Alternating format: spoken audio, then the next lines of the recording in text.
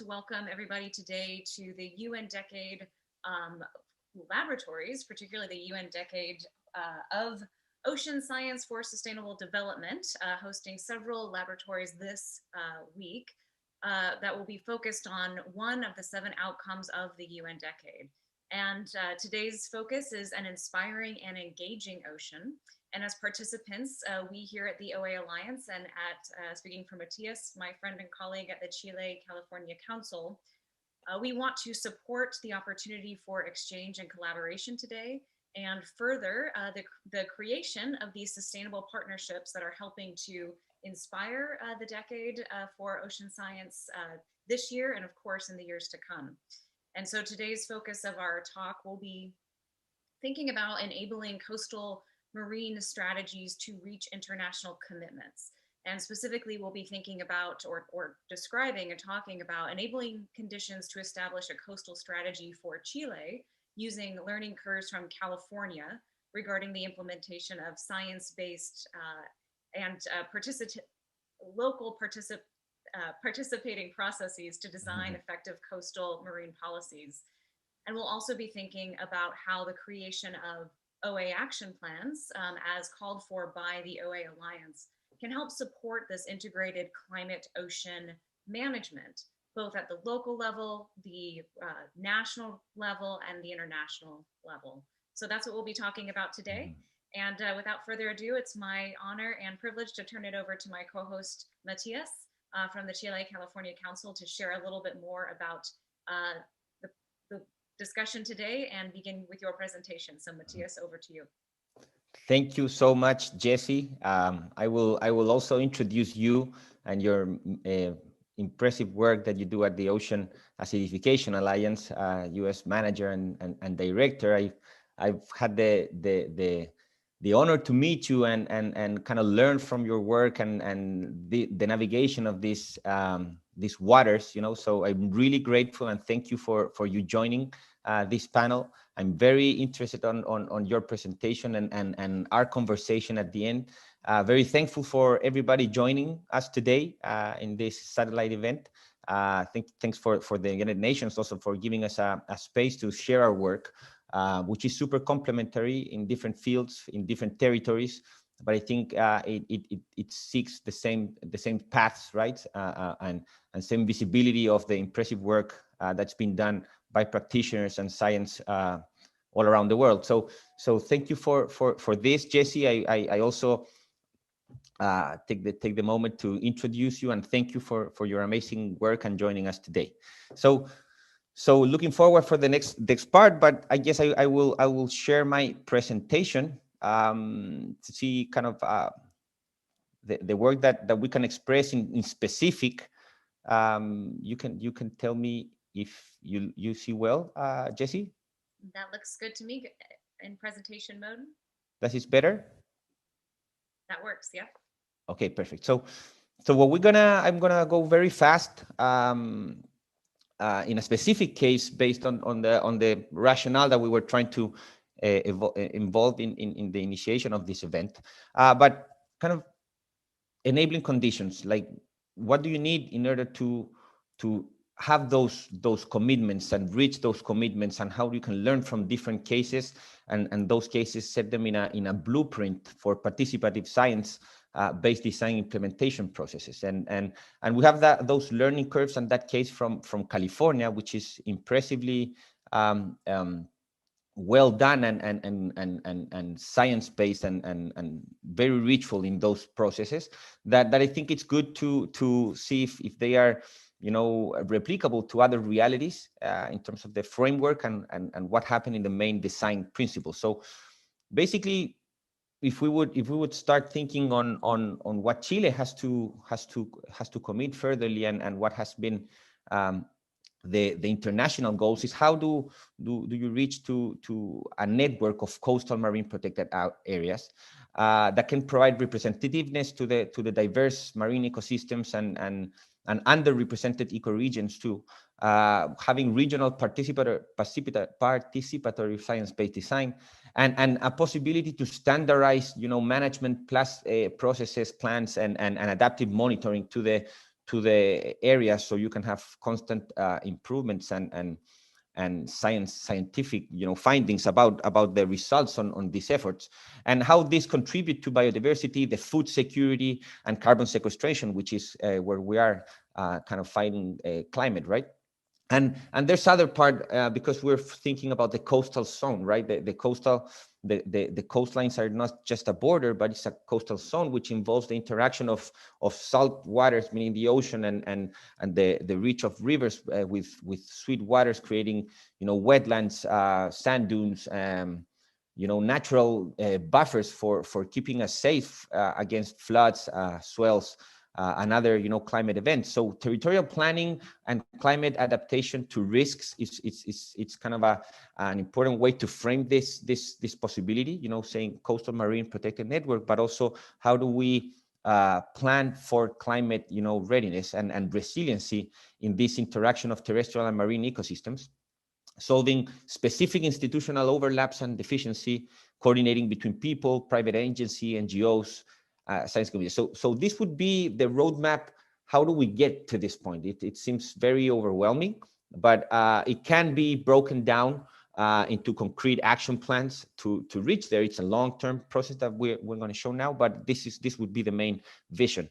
And we started, presenting this importance at COP25, where we met Jessie, and yes, Chile committed to create this network in underrepresented marine ecoregions, but also providing management plans for newly created MPAs and assessment into the co-benefits for climate mitigation and adaptation. So this coastal strategy, it's designed to create a roadmap for those international commitments, and hopefully from the bottom you can also accompany and go with the most high level commitments for coastal climate goals.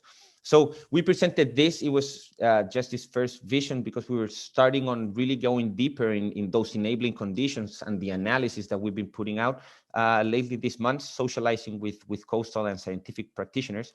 But basically, we started creating this vision about the coastline, or the Pacific coastline, where you are also in Washington State, Jessie. But how, if you can reply, the California case, given, applied to each realities, it's always adapted to each territory and its idiosyncrasies, is a socio-economic, reality.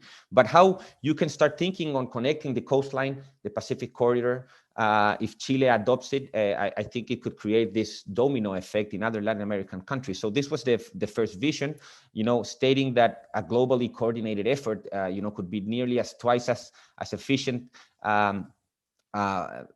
than one that is not coordinated, at a national level planning.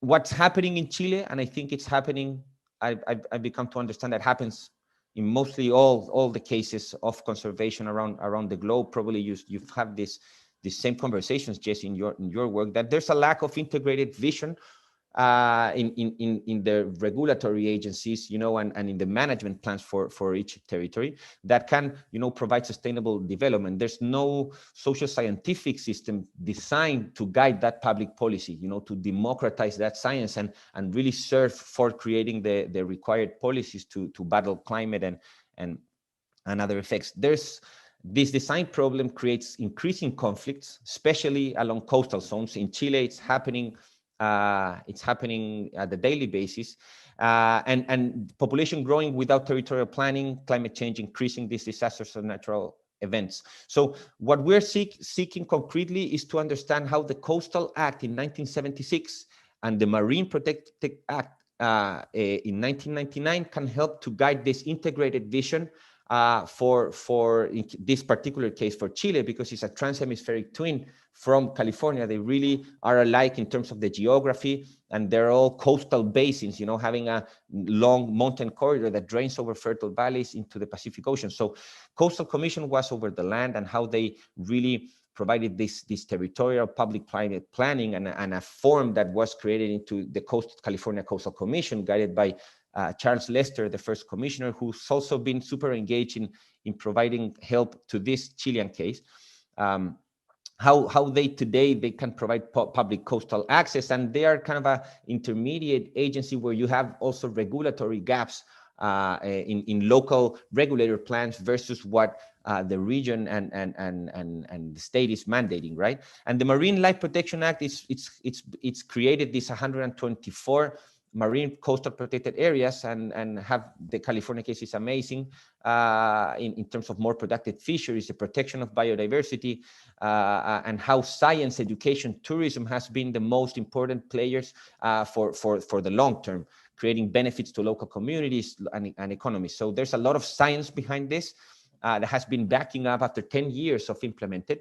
And I think this is a great roadmap that the world should follow. But in terms of how they creating this science-based process, that I think it could start from Chile, but I think it's important for the world to know it as well. I'm just highlighting this many papers on how benefits in coastal business, fisheries remain profitable, and also reproduction within the reserves has grown and replenished this fish population, and how close collaboration between policymakers, scientists, and fishery managers has enhanced marine ecosystems management. So I created this framework in the Blue Pioneers program that I was able to participate with a group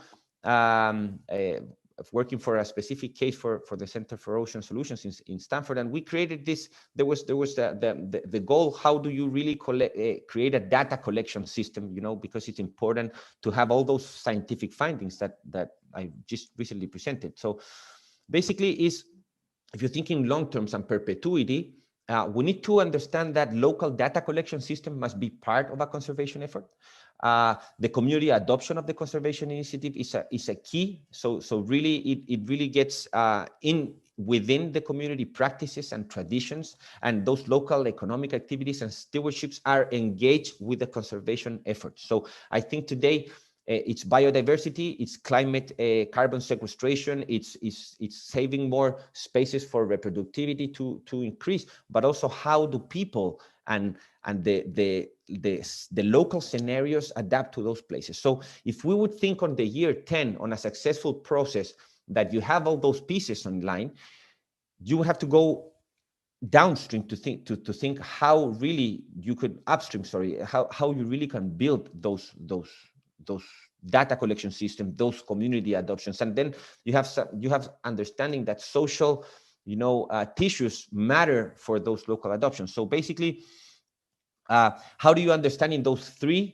initial years how local feasibility assessments at different sites, how opportunities and threats, economic and ecological drivers are at different places, the existing scientific data and socioeconomical data that you need to collect beforehand before you decide where you're going to design to designate new areas, and which are the key leader and stakeholders, and where are the private dynamic power dynamics. So that is a case that apparently interprets many conservation initiatives, and I think if we start understanding that investment in those layers, in those tissues, are as important, as creating further science and further commitments, I think it comes from that ground, and that requires time as humans and systems building. So I think it's interesting to understand those required elements for our enrollment, because those give you the right outputs, the right understanding, the right information to strategize communications, financial systems, incentives, and those enablers for the feasibility of those conservation efforts. So those baselines are important to implement, to build the further strategies to engage those goals with those local economies. And by the end of the day, probably if you build in those systems, you will enforce intermediate layers. You will create government and local institutions facilitating this, because it will be part of a collective approach, right? The same as private investors, educational institutions, and kind of new standards that should monitor conservation and local platforms, right? So what we're trying to create is how do we understand that we need to standardize those governance models per layer, where we have sponsors the community and the government, working together in allocating the funds, and how do you have a system to visualize those needs and to communicate them as well, from the bottom up into different, representations of the community, if we would have to do that. What we're trying to create those layers for those systemic capacity building. I think that's what we are doing. Jessie, I feel very interpreted with what you do as well, in terms of where do we meet, where are those middle points on those intermediate layers that allow connect the language from the bottom, scientists, practitioners, into the local governments, into that subnational action that is required also to create those commitments that are really top layer that we need to have. So how do we focus on those intermediate layers is something that we've been working on, and how do we create applicability behind it? And what we're trying to do between Chile and California is create these exchanges every 6 months, so we can have, the transfer of experiences with the reality of the coastal work that's happening in Chile. So how do we can start understanding that to create further assessment, to scientifically guide that policy and get that, different planning streams together, a funding system, etc., in a recurrent capacity building back and forth. That, obviously it's part of the story that I wanted to just highlight, thanking everybody that joined. Are you still there, Jessie, with me, right? Yes, my friend. But I guess, yes, there's much to discuss about. There's information also to contact us. I'm really delighted to be sharing this work in this ground. So all available to engage in further conversations on how we can move this forward. So Jessie, I would love you to show us your amazing work, and then we can have a conversation after. Fantastic. Well, thank you so much, my friend. And that's a great presentation. I've seen it a couple of times, but I really think I really enjoy it. And I think it covers a lot of complex issues, but distills them really well. And I really like your framing around, we have a design problem when it comes to a lack of integrated management and management policies around climate and ocean mitigation and adaptation. And I agree that it's certainly not unique to one location. That is sort of where we're at when it comes to new policy development to respond to increasing threats of climate ocean change. And the science is happening now to help us not just respond to the global stocktake through things like the IPCC reports, but to get a better, more granularized local picture of what those changes actually mean at a local level, and how cumulative impacts of climate and ocean change can be addressed in different ways. And so I think you've really hit it well in thinking about how we think about the international space, which is the number one thing we can do to mitigate climate ocean change is to reduce greenhouse gas emissions, of course, but at a local level, there's a litany more kind of sense of strategies that we need to adopt. So with that, I will go ahead and share my screen and share a little bit more about the International Alliance to Combat Ocean Acidification, which is an initiative that I have the distinct pleasure of being the project manager or director for. And I'll begin with a little bit of an overview about what the OA Alliance is. And before doing that, I'll just again express my thanks to colleagues Matias and friends at the UN Decade of Ocean Science for Sustainable Development, and the many partners therein that are putting these types of discussions together this year, but I'm sure many years forward as we go together. So the International Alliance was created in 2016 by 3 subnational governments along the Pacific coast of North America. So specifically California, Washington, and the state of Oregon, in addition to the province of British Columbia and Canada. And they launched the alliance really in direct response to some of the first ever observed impacts of ocean acidification on oyster hatchery production across the North American West Coast. And it was really because of these early impacts that shellfish growers, tribal governments, and state government got activated early to lay the foundation for the Alliance to seek engagement on ocean acidification from other governments and organizations around the world. And so together, Alliance members are working to do three things. We want to elevate urgency and ambition for climate action. We want to integrate ocean into climate commitments and to translate knowledge into policy action. And today, I think we'll focus a little bit more around the integrating ocean and climate commitments and how really that translated to a more integrated, holistic, domestic-facing marine management policy. So I'm going to quickly highlight our membership for context. So as you can see, we do have an ever-growing network of national, state, tribal, municipal governments, along with many affiliate members and NGO partners like universities, shellfish grower associations. And really, I think it's essential, as Matias, you spoke about this integrated approach across different levels and actors, that we have this end user, sort of decision-making opportunity to develop a feedback loop at the international to local and back again. And of course, that's a core desired outcome of the UN decade. So that's where partners like the Chile California Council, the Alliance, are really working to plug in that feedback loop. And so in order to engage our members and help accomplish our collective goals, the Alliance calls for the creation of what we call these OA action plans, which are meant to describe the actions that members will take or are taking to better understand and respond to the threat of ocean acidification and other impacts of climate ocean change within their region.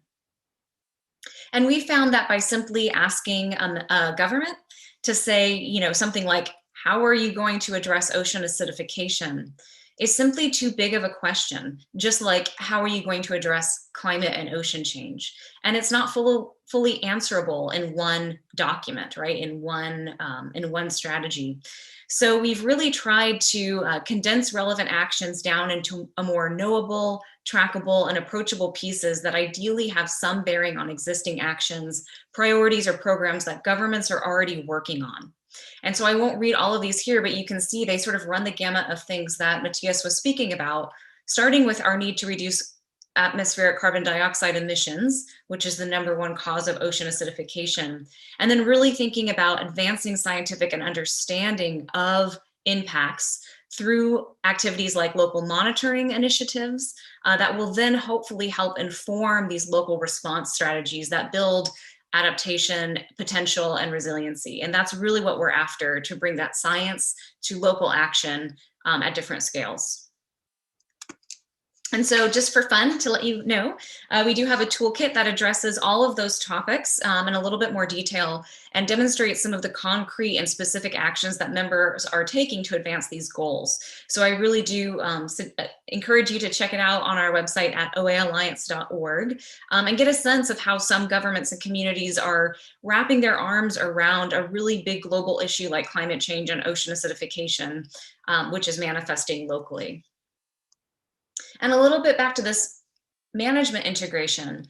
It's our view that by creating an OA action plan, partners will have this increased ability to better understand the local variability and trends in ocean and coastal change, and therefore help get a more comprehensive stocktake of the unique vulnerabilities and risks that are facing that location.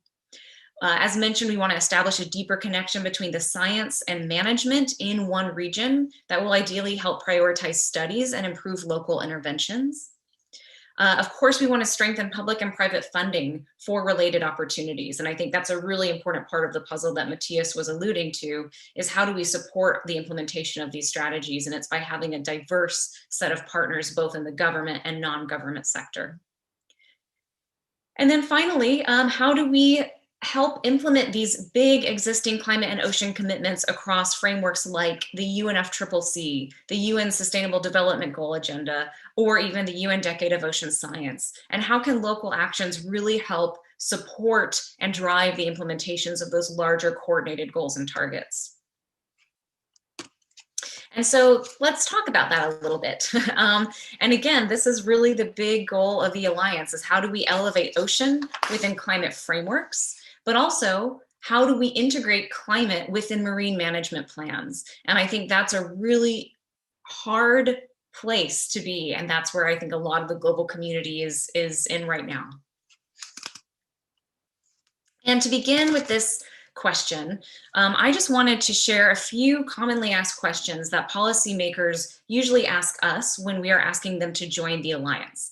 So these questions that we get from policymakers are related to ocean acidification, but I want to share them here because I think that they apply at a high level to all decision-making around marine management. And I think we're all stumbling around the same questions to help inform these localized strategies that get at this climate ocean mitigation and adaptation work. So of course, the number one question, what are the species, economies, communities, or cultures that are at risk from climate ocean change and could be impacted in my district, in my jurisdiction, in my region, etc.? And really importantly, I think bringing governments global information and global stocktake information is compelling, but certainly not as compelling as talking about the potential risks or knowledge gaps that need to be filled at a local level. And that's really where the UN Decade is reaching out to partners and stakeholders to help us think about how we fill risk assessments, vulnerability assessments at a local level. And of course, a really important question surrounding all of this is, does my constituency know about this issue and are they concerned too?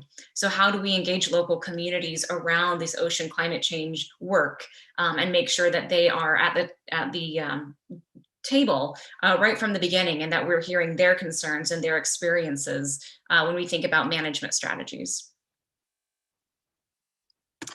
And then of course, a big question that we always get, big question that we always get is, how is OA different than other climate change issues, but really, is there anything we can be doing now? I think a lot of times governments think we're already reducing emissions, we're working on that through these international frameworks. What more could we be doing from a climate mitigation and adaptation perspective? And it's our view that there are things governments and institutions can and should be doing now to help advance that science and knowledge, manage these co-stressors that will lead to resilience building and adaptation strategies. And that it's okay to acknowledge uncertainty and still build motivation for action. We don't need to know everything now in order to act and to prioritize the type of science that will help us even get more targeted in our response. And so these are the things we can be doing now that are going to maximize our resources and achieve resilience in the long run. And of course, here's really where the rubber hits the road. What should our priorities be? There's only so much time and money to invest. Where do we begin? What species or ecosystems are most at risk? Are they in one geographic location or one specific industry that's more vulnerable than others? And who in our communities, who in our research institutions can help us outline research that will have practical applicability to help us identify where we should be focusing? And then this is the big money question, of course.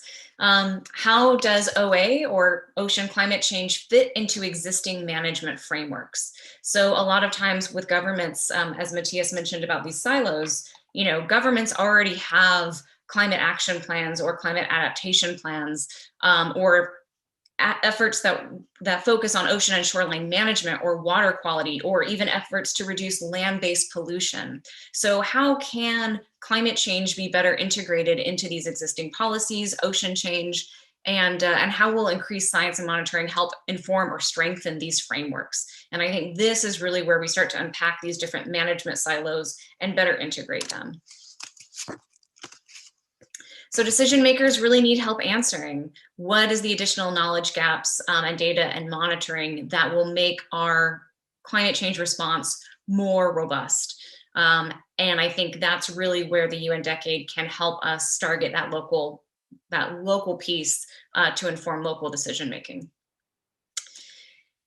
And I think another way to think about this and think about integration is to paint the entire picture. Make it clear that it's carbon dioxide emissions, it is the ocean absorbing excess heat from greenhouse gas emissions. This is making our ocean more acidified, warmer, and it's causing us to lose oxygen. And that it's all of these things that are climate impacts that are combining with things like freshwater inputs, nutrient pollutions, overfishing, and increase harmful algal blooms, coral bleaching. These are things that one issue alone might have one specific strategy, but when you combine them, you start quickly to see the combined impacts. And this is why we need to think about an integrated approach to manage all of these, and that it's not just one issue or one silo, and that we really need to have marine and climate management strategies addressing all of these issues holistically. So here's also where I think a lot of governments want to better think about integration. So how do climate ocean action support these high level commitments? You know, I'm already signed up to things like the UN Sustainable Development Goals, to the UN Decade of Ocean Science, to biodiversity targets, blue economy commitments. We're already working through things like the UNFCCC. So how can we demonstrate that domestic policies and priorities can shape management decisions and investments, but also there's this top down meets bottom up, and that we have these hyper localized activities can be in service of meeting and implementing these higher level commitments, and that it's all related. They're not different pieces. They're one puzzle, different pieces of the same puzzle, not different puzzles.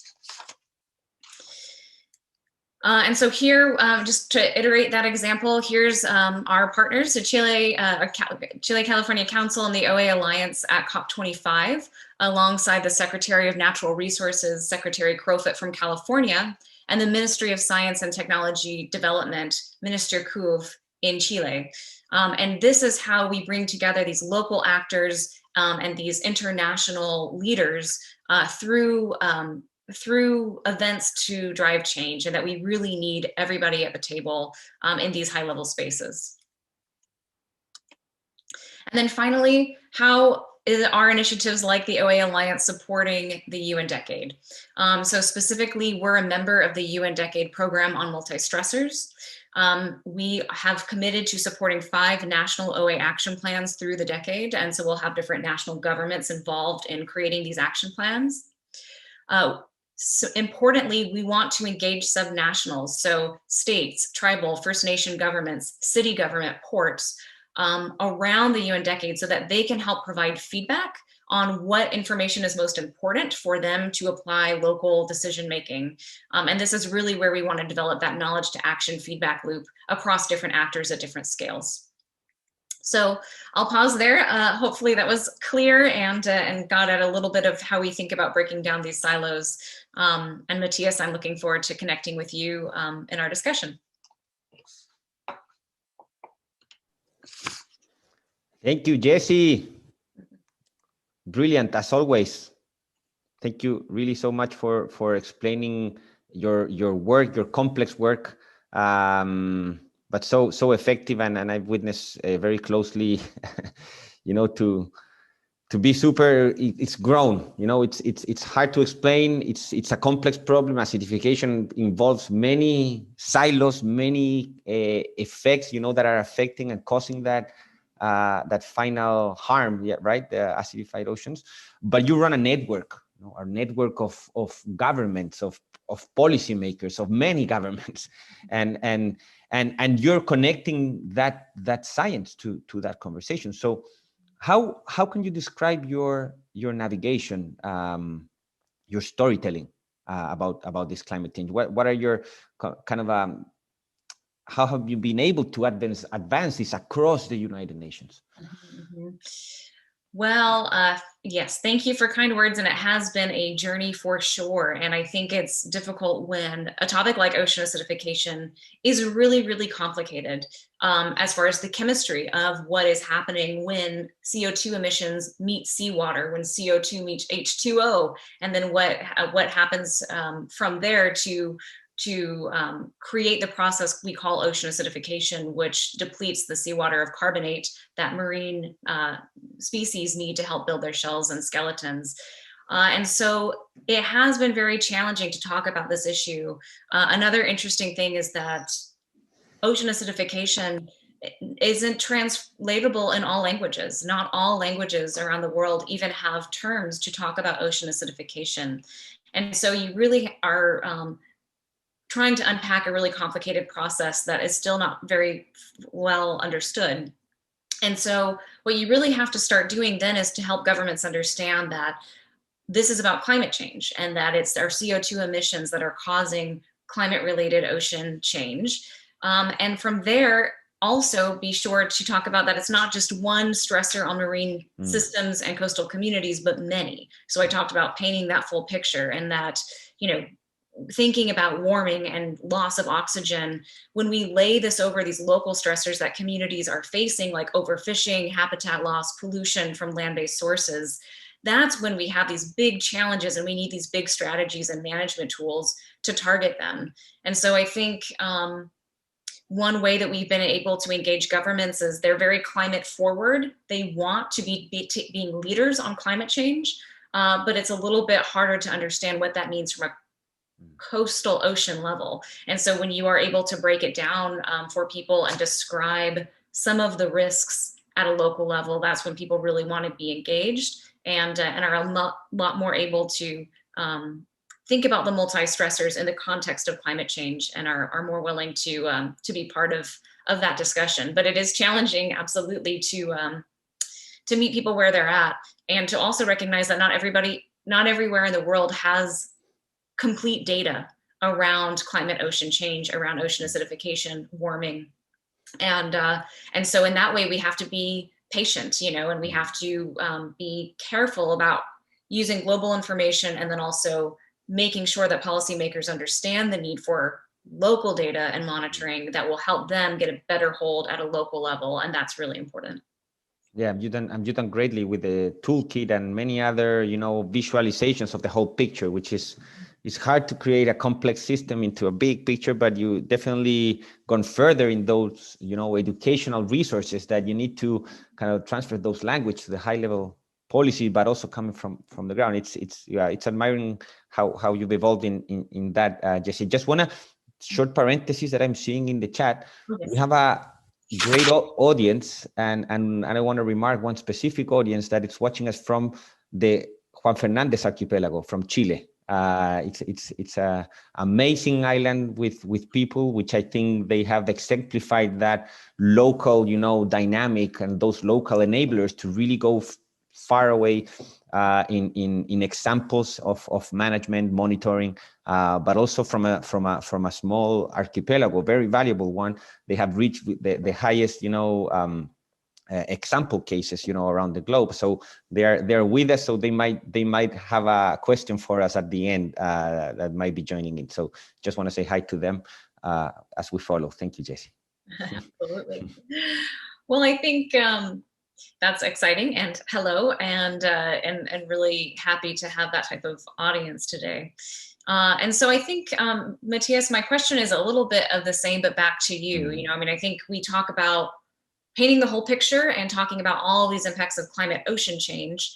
But the Chile California Council and their whole presentation was really focused on breaking down silos around management, and talking about why we can't just focus on warming or ocean acidification, plastic pollution, nature-based solutions. Sort of, they all have to work together.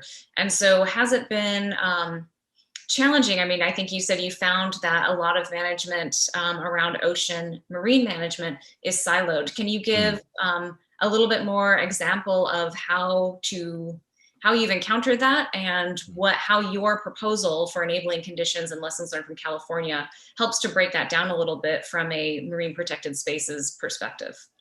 Thank you, Jessie. I think that's a great question.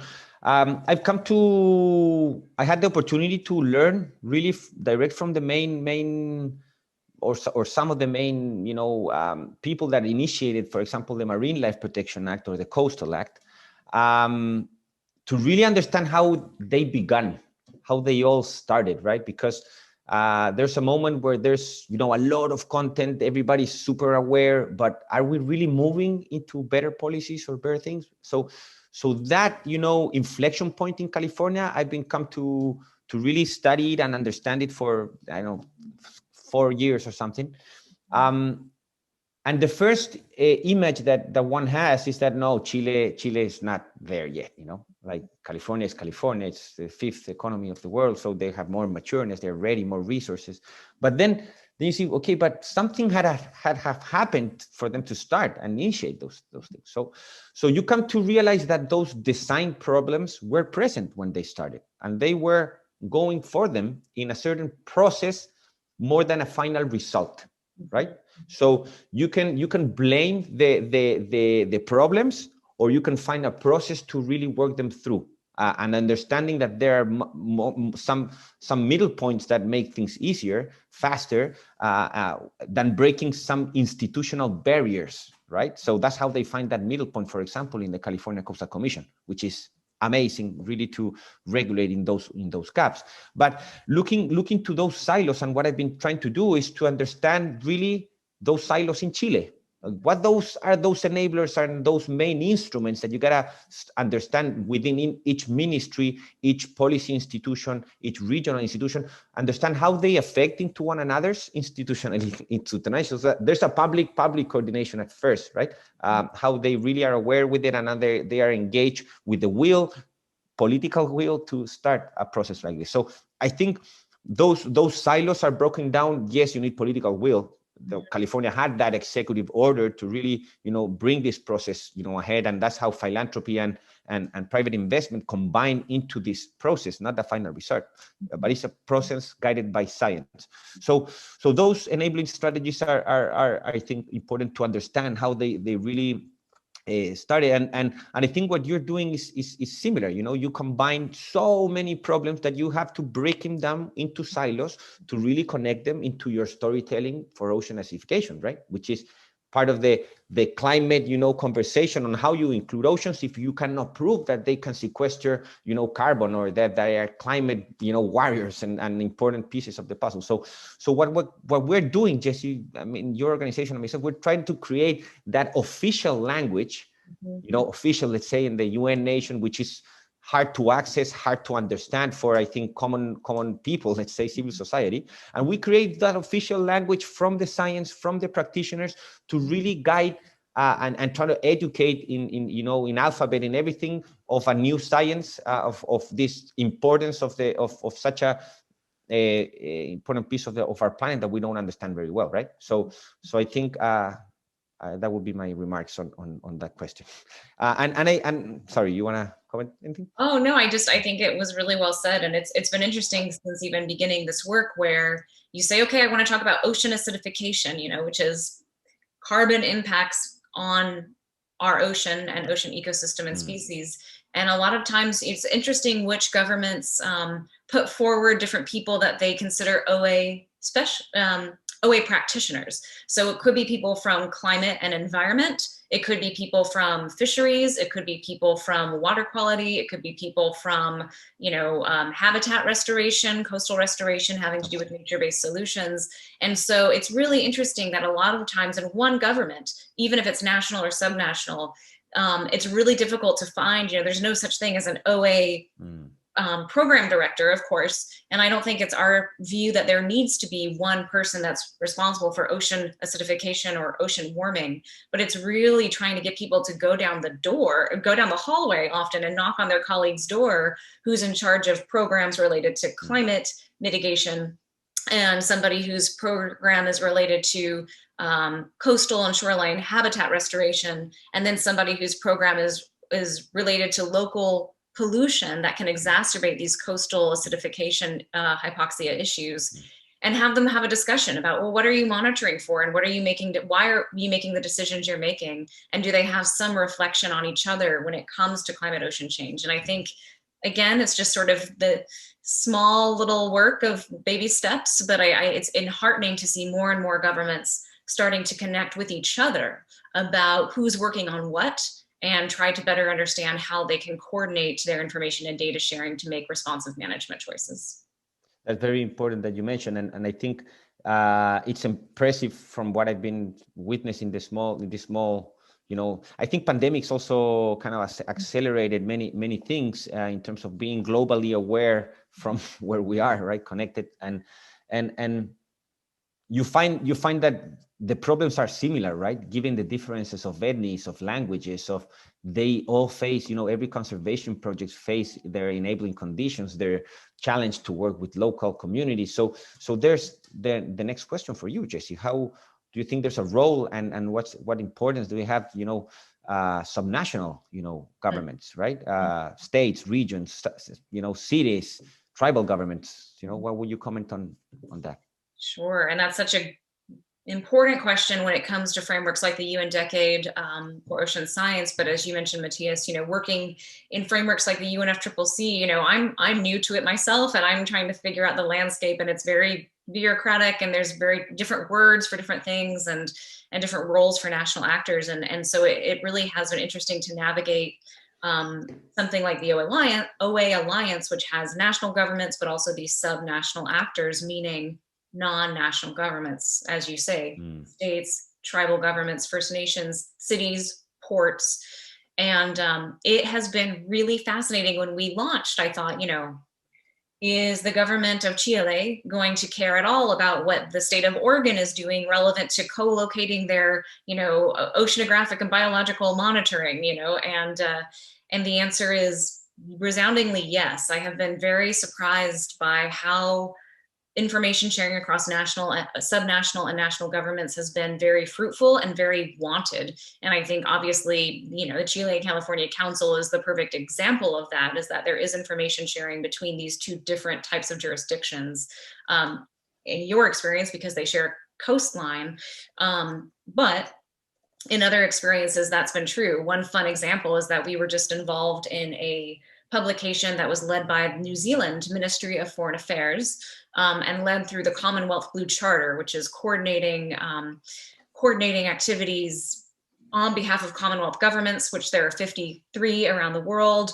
And wow. New Zealand is reading this OA action group. And so they put this policymaker handbook together for Commonwealth Blue Charter countries, particularly in Africa and in the Pacific region. I mention it because as I was reviewing this Commonwealth handbook that they had put together on ocean acidification, case studies had emerged from the city of Vancouver in British Columbia, Canada, and in Tampa Bay, Florida. And so we were using these examples from cities at a local level that other governments could look to for practices that they could take on in their own region.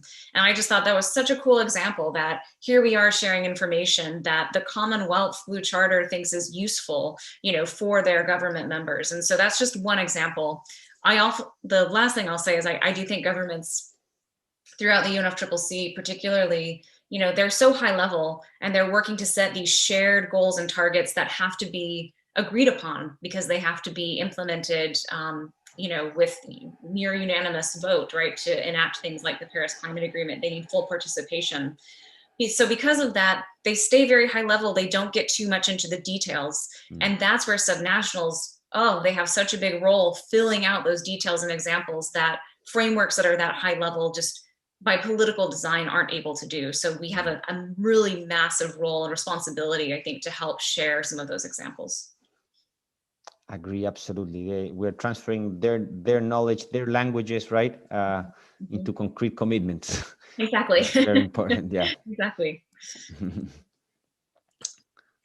Great. So I know we want to leave a little bit of questions at the end, I think, for others, but maybe I'll quickly run this by you, Matias, as a final question before others. And I think it leads to this discussion of subnational role, that these high-level policies can direct goals and targets at a local level, but that they really need to be developed on the ground from bottom up with community engagement and consultation. And so in the framework that you've put forward, this bottom-up work is super important. And can you just underscore or talk a little bit about why having that community buy-in, community relationship is so important for successful and lasting marine management policies? Okay, thank you for that. I will go very, very bullet point on those ones. I think the thesis here is that in order for efforts to be really long-lasting and perpetual, you need to have that local adoption. Traditions and economies must be involved in conservation efforts. I think we cannot see only conservation like, okay, we protect that place, we call it out and we protect the place. It has to have those local tissues associated, because if not, all the efforts and the investment are inefficient, because you're not creating those seeds that will allow the plants and the forests to grow, but you're just kind of bringing some top-down action, not creating that required tissue for it to really adopt. So basically, I would really bring that one into silos, thinking that philanthropy, let's think it as the first capacity loss, but it really creates some impact inventory, to enhance those local economies around conservation efforts. That means food systems, that means tourism, that means local waste management, right? And that's impact investment. So let's say philanthropy opens inventory for impact. So I think, investment portfolios should be approached integrally in those regards. And the other side of it, on why community needs to adopt, because knowledge, scientific knowledge, has to stay there and grow locally. We've come to find some learnings from the past, from years of I think, let's say, this first, 30 years of conservation, 20 years, where communities, they kind of claim that sometimes they receive some scientists from NGOs, from big NGOs, and they engage with them, but they don't see them after a year. They don't know the results from working together, and that knowledge does not grow and does not create capacities for it to grow. So I think those language barriers that we are providing for understanding that policy guidelines and investment guidelines are important for bottom institutional relationships that you need, to really make those efforts perpetual, right? Subnational. That's great. And one thing I just want to add, going back to the storytelling aspect which you asked at the beginning, I think it's really important when we talk about climate ocean change and marine management response strategies to climate ocean change, is that it's not just about conservation of marine species and ecosystems. It's of marine species and ecosystems that humans depend on. And it's really bringing in that coastal community, and not even just coastal community, all human life depending on a healthy ocean and a plentiful ocean. And that is really what we want to be talking about when we talk about climate ocean impacts. It's not just to places and species, it's to humans' dependence on those places and species. Absolutely. And there's a lot of evolution in the science on connecting those social ecologies into economic systems, into other systems associated to those conservation goals, right? So I think my final question to you before we leave a room for two questions that we've received, and especially live from Juan Fernandez, I will give you I will ask you a question which is related to the Juan Fernandez communities. How do you think communities and entities help to really implement projects and best connect to larger policy goals? Maybe you want to share some plans for the upcoming workshops that we have towards COP26. Sure, yes, of course. Well, I'll make it quick because I know we have other questions to get to, but I think one thing the Alliance has increasingly tried to do is to, yes, show up at the COPs and show up at the UNFCCC spaces and the UN Sustainable Development Goal fora, particularly around UN SDG 14, which is the ocean goal, and talk about these high-level commitments and stand leaders up and get more leaders on board with them. That's important. It's important to show critical mass around the globe for these types of linkages. At the same time, we've tried to create more resources and workshops and information sharing at a local level, at a regional level, that inspire a little bit more of this integrative thinking. So to help accomplish that type of goal, we've held multiple workshops with national and subnational partners in different regions. We've done one for US states, specifically in North America, one for Northeast Atlantic governments, and now, hopefully, pre-COP, we'll be working on a workshop in Latin America that will bring together policy leaders from, ideally, Argentina, Brazil, Cuba, Colombia, Costa Rica, Ecuador, Mexico, Panama, Peru, and thinking about how we talk about implementing these high-level commitments, show a little bit of work from people in the region like the Latin America Ocean Acidification Network, which has a whole regional action plan around ocean acidification monitoring and science, thinking about climate responsive ocean policy and management, things like the International Partnership on NPAs, Biodiversity and Climate Change, and of course, talking with the Chile California Council about the enabling policies framework that you've laid out and bringing more policymakers to understand how these things fit together. So hopefully we can accomplish that before COP. That's amazing. There's a lot of work to do, and I'm glad to remain in the cavalry, together, moving this forward. This has been a great conversation. I think we have some important, questions from the audience. we have a really special guest with us today. We're going to improvise a little bit. This is not in our books, but I'm hearing that we have the Juan Fernandez community, rallied in the local municipalities, and we're speaking about, subnational action. So I think they have both a question and a small intervention to add to the conversation, to start, the dynamics, and I'm sure they will be made in brief. I don't know if Josefina could give them access. I'm seeing them, and they could, say hi to us and say the short pitch. There they are. Hola, hola, Felipe, amigos. Y ahí el micrófono. Espérate, no estamos escuchando nosotros. This is incredible audience. Jessie, thank you for joining. Hola, friends. No sé si nos escuchan. Sí, los escuchamos. I will translate the question in English, Jessie. Muchas gracias, Jenny, Matías y al Chile California Council por esta oportunidad. En este momento nos encontramos acá en el único punto de conexión de internet con el que cuenta nuestra comuna. Se encuentran presentes 2 miembros del Consejo Municipal, 2 miembros del Departamento de Medio Ambiente de la Municipalidad. También está Julio Chamorro, a quien Matías conoce, quien trabaja actualmente en un programa de monitoreo de la pesquería de la langosta y su fauna asociada acá en Juan Fernández y también en las Islas Desventuradas, que también son un área marina que se creó a partir de una iniciativa bottom-up de parte de la comunidad de Juan Fernández y que también es parte de nuestro territorio. De todo lo que hemos escuchado hoy, estamos muy de acuerdo con el planteamiento tanto de Matías como de Jessie. A nosotros algo que nos preocupa bastante tiene que ver con, y creo que ustedes pueden facilitarnos algunas cosas, tiene que ver con el diseño de el proceso de diseño y construcción de algunos proyectos que están ejecutados en las zonas costeras, tanto como iniciativas privadas como públicas.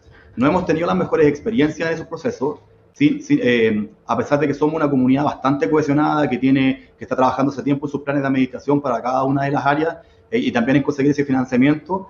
Muchas veces en los procesos de participación ciudadana que se desarrollan acá en la isla, la comunidad plantea su visión respecto a su necesidad y también cómo poder abordar algunas soluciones, pero finalmente esos procesos son solamente consultivos. Nosotros, a diferencia de gran parte de los pueblos que viven en el Pacífico, no somos una etnia.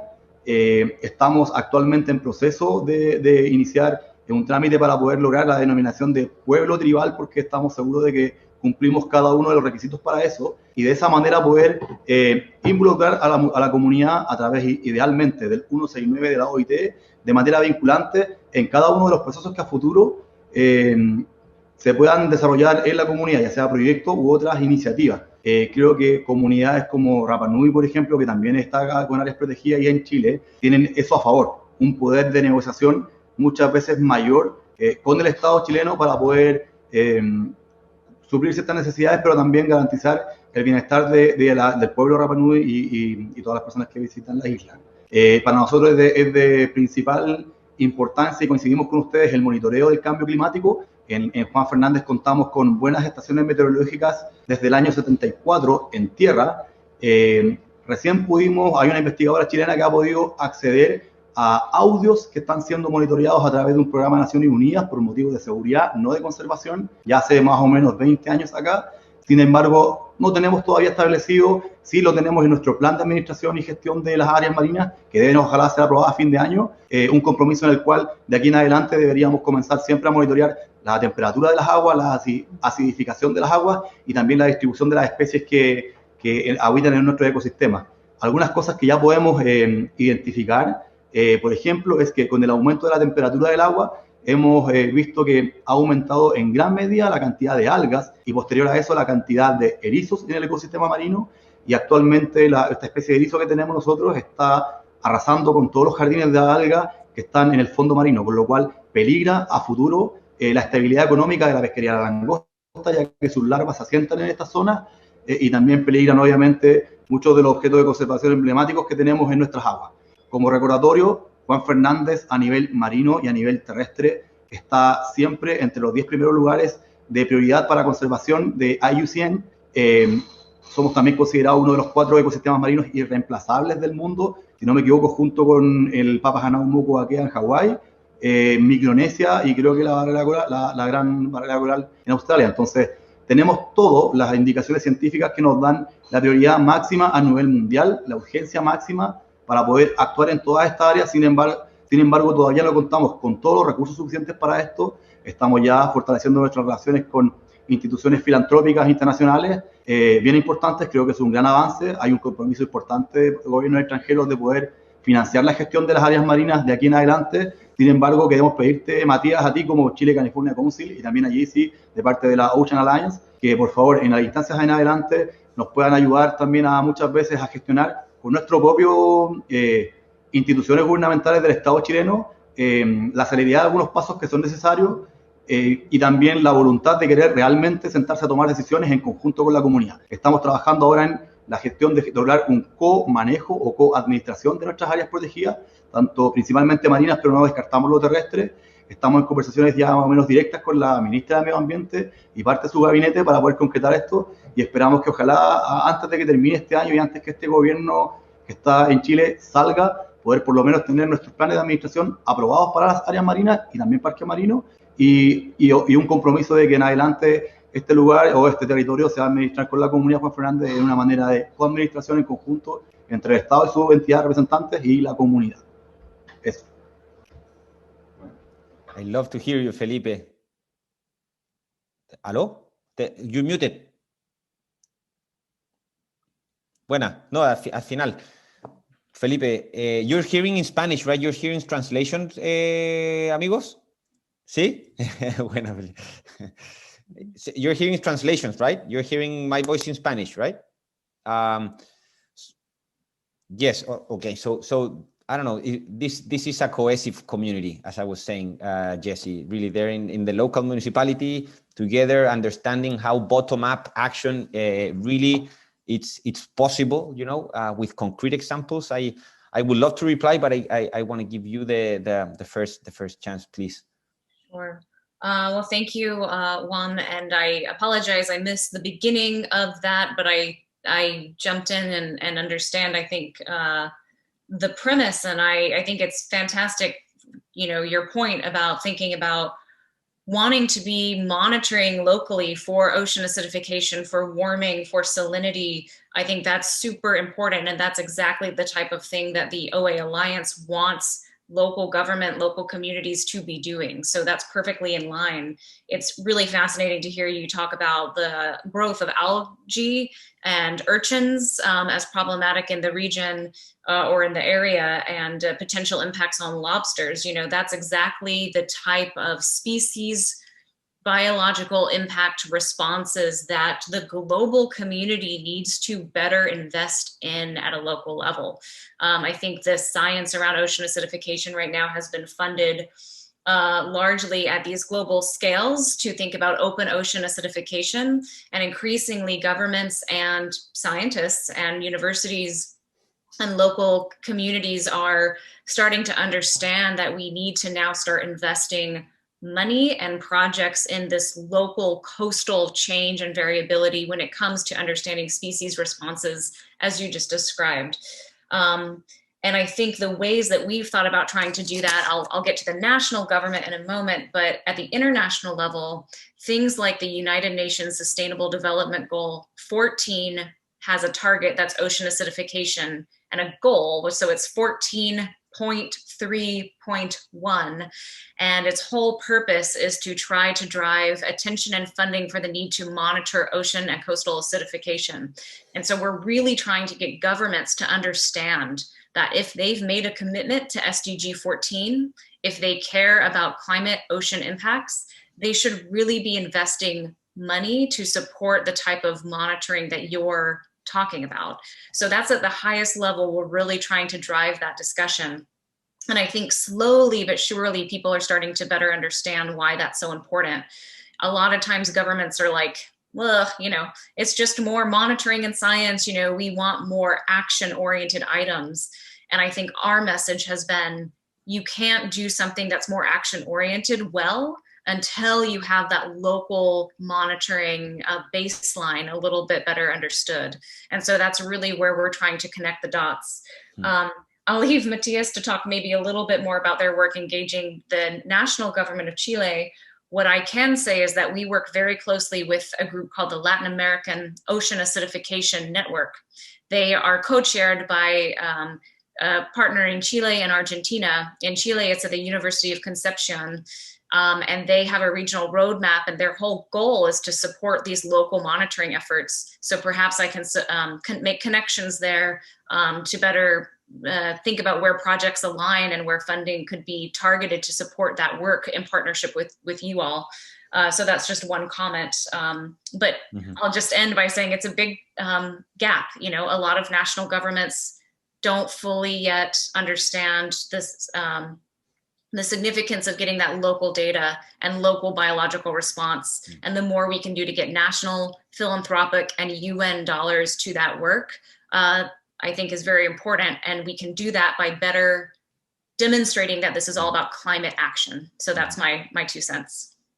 No, that's way more than 2 cents, Jessie. And it was great intervention.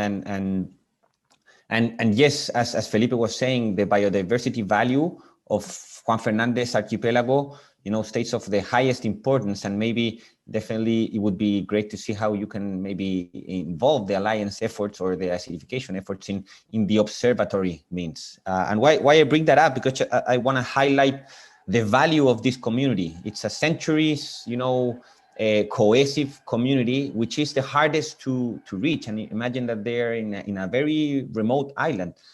Together watching us. It's so emotional, guys, that really it's a blessing for us to have you present. And they've become, you know, a very, very valuable around the world for their living example, right? On how we heard Felipe, they have already an ecosystemic approach, right?